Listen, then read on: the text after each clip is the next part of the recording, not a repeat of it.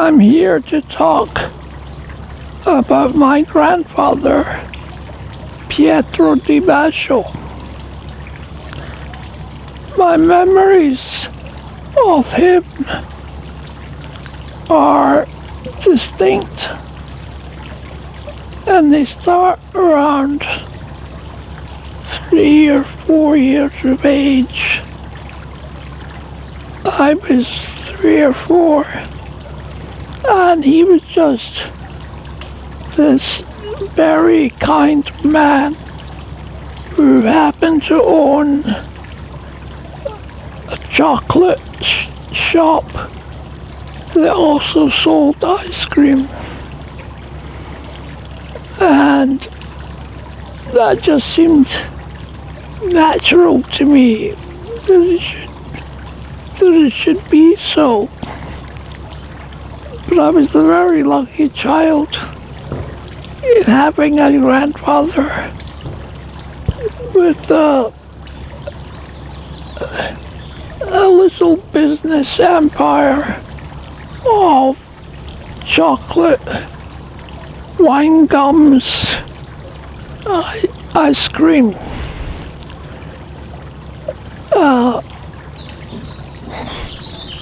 The next memory happens. We had a coal fire at home that you had to tend. And so he tended it with his poker, pushing the coal around, and we would enjoy many evenings of that warmth that matched his warm personality. He was a very warm person, very kindly, a man of great kindness of heart, and very gentle, and very caring, and also generous, especially where I was concerned. So I would get gifts at Christmas, and that seemed natural. And his presence in my life just aren't all the things he would give me from his store. The next memory I have of him is he would eat a raw egg for breakfast, which I thought was, again, natural, but it was probably a bit odd.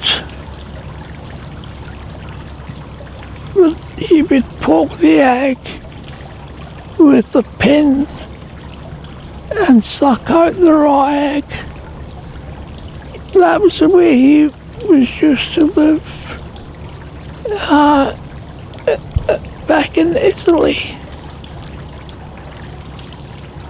He also had a razor, like a big knife, and he would sharpen it with a leather strap, and then put this knife to his face and shape himself. And he had a whisk to apply the shaving cream. And I used to watch him shaving himself in the morning.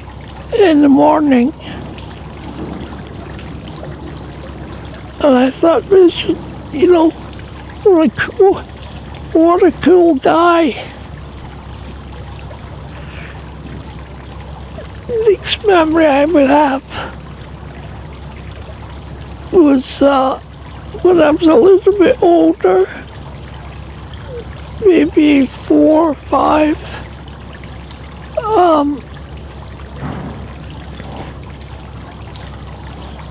I used to clamber up into the store.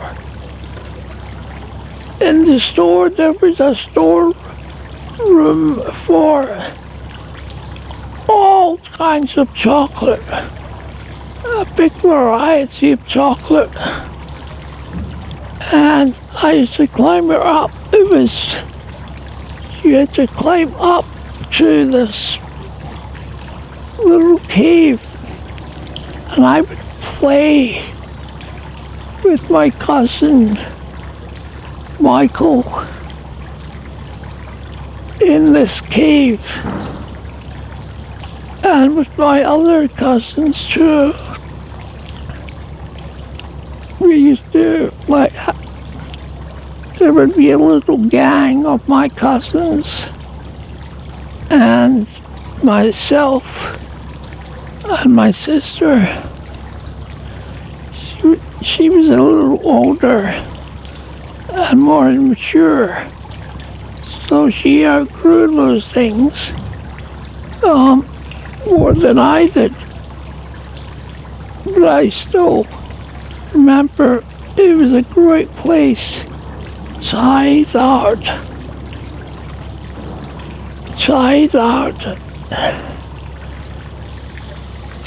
And then there would be another thing that was apparent to me when I was about 6, 7,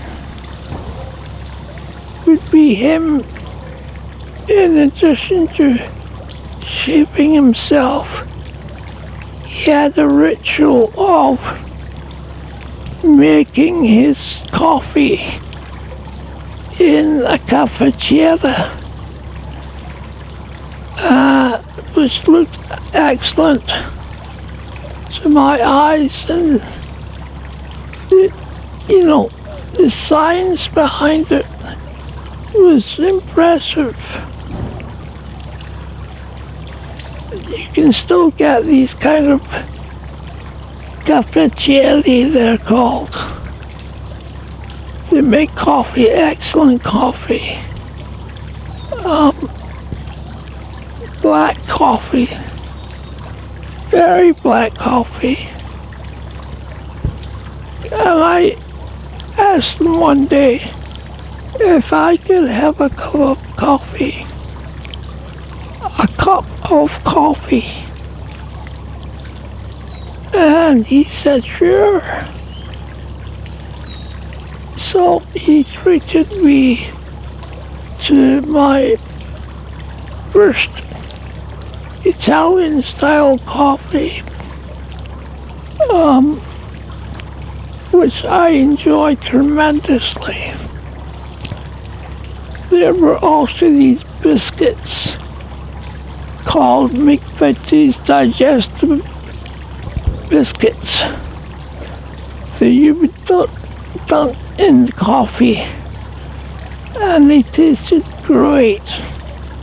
And I still think McVitie's biscuits with coffee is the right way, the natural way to have coffee.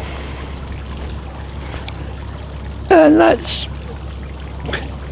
was the foundation for my later love of coffee and my own experimentation with making coffee was true on him. And I would make it here at Sacred Heart Jesuit Center with my equipment, a grinder for the coffee beans,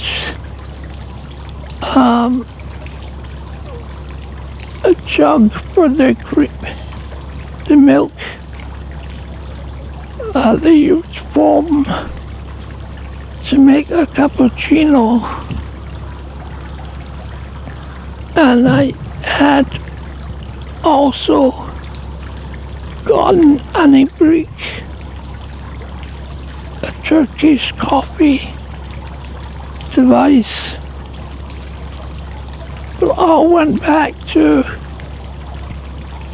my grandfather.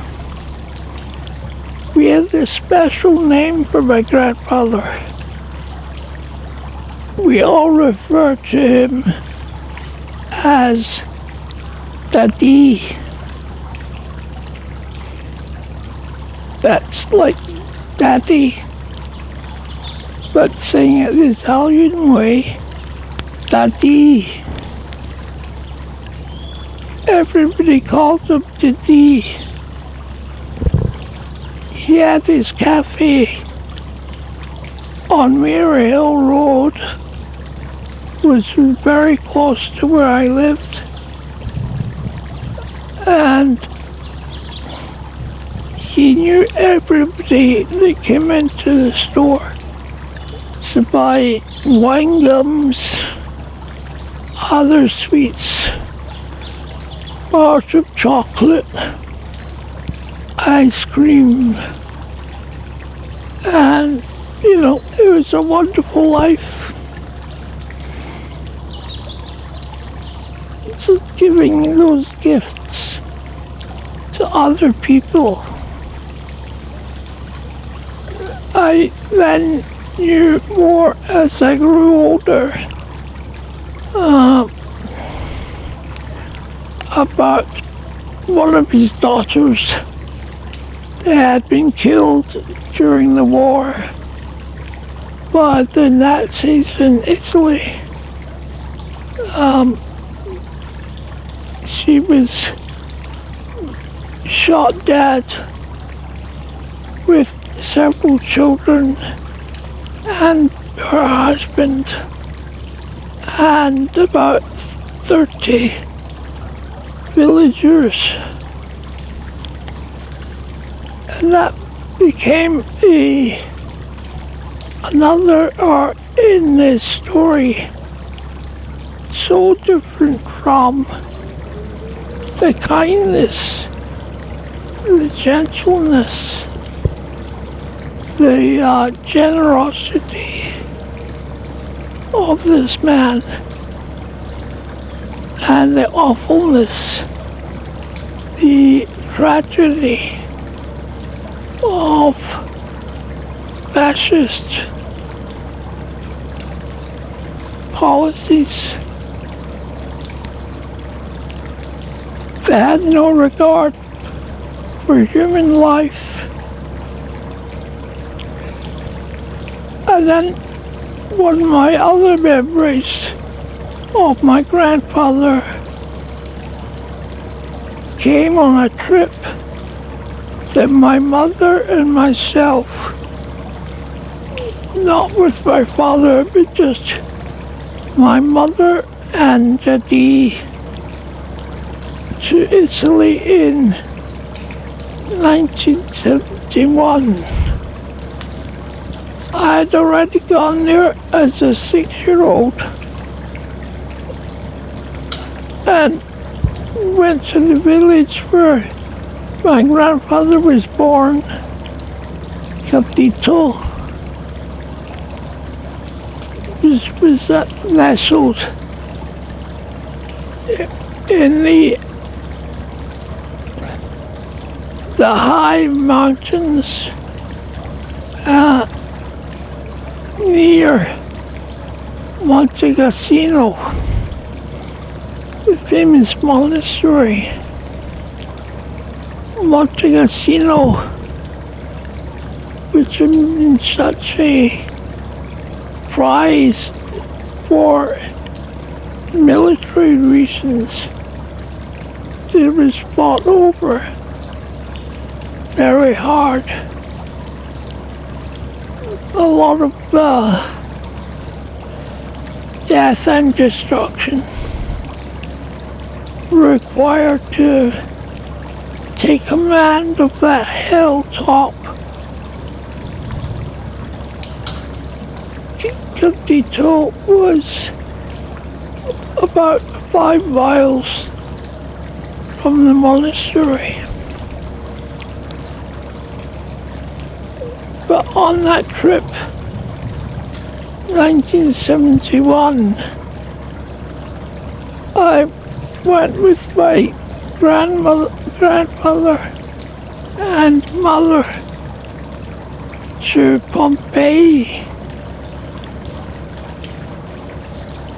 the famous Roman ruins of Pompeii. And I remember just this old man, by that stage, 86, being very moved by the story of Pompeii, the destruction of Pompeii by the volcano Vesuvius. They destroyed the city and killed a lot of people, and their bodies were preserved in the lava. So that was a nice memory. And those are my memories of Pietro di Bancio, Daddy, my grandfather.